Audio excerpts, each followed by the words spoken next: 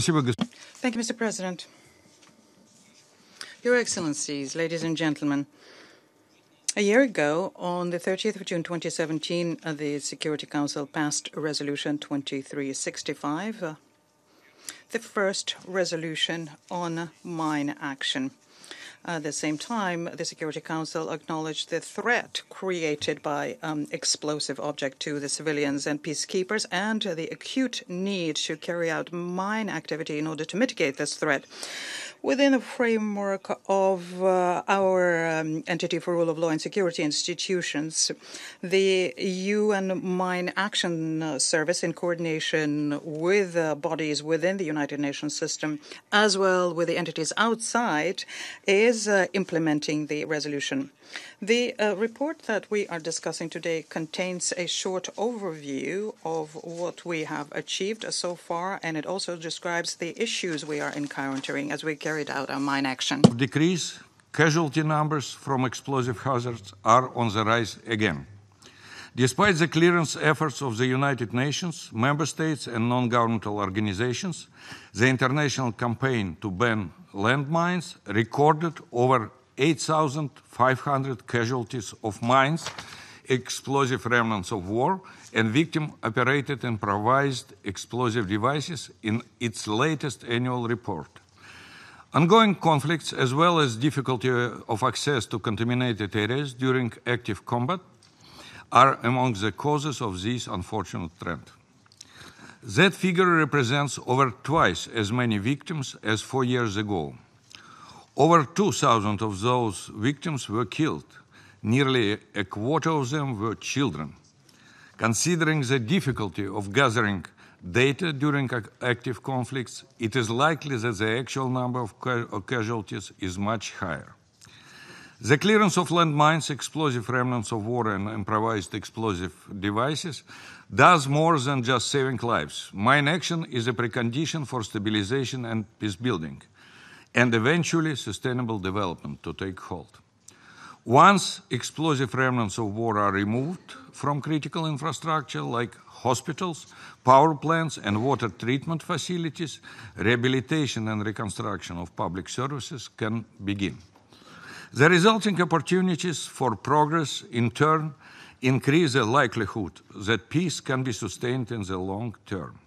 Moreover, mine action helps prevent explosive material from being harvested for use by armed and terrorist groups.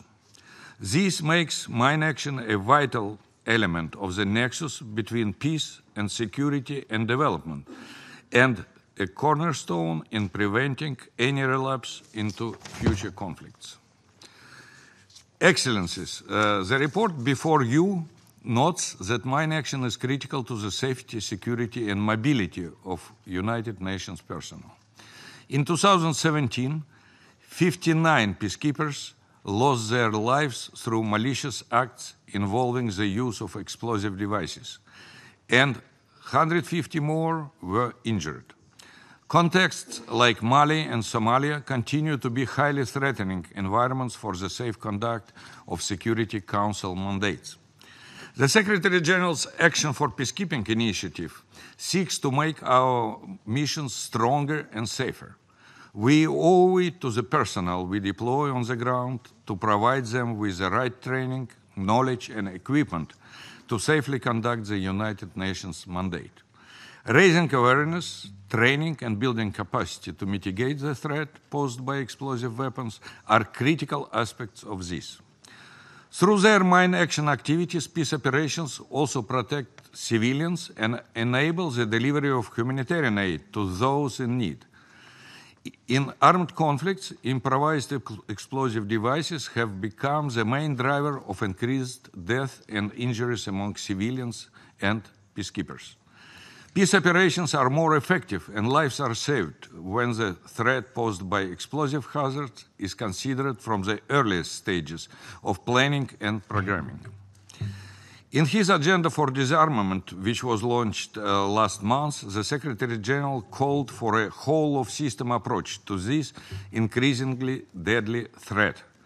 Under the leadership of the United Nations Mine Action Service, United Nations entities are working towards a more effective and integrated response. Troop contributing countries, too, must step up their efforts to prepare peacekeepers for the threats they face in their deployments. The United Nations will continue to provide support to countries seeking to improve their national mine action management. I thank very much all those member states that have implemented measures to mitigate the risk of explosive devices to their citizens, including by acceding to or ratifying relevant international instruments. Excellence. Your Excellencies, ladies and gentlemen, Resolution 2365 of the Security Council has made it possible to put mine action amongst the priorities of the organization as a vital element in order to prevent the loss of human lives and to maintain peace and security. It is precisely there, the high place amongst the United Nations actions, that mine action should remain. Growing number of victims shows that we cannot allow ourselves to be complacent. On behalf of the Secretary General, I urge member states who are in a position to do so to provide lasting, predictable, and non-earmarked funding to the Voluntary Contributions Fund to the United Nations Mine Action Fund. The annual review of mine action by the Security Council on the basis of the report which looks at resolution implementation,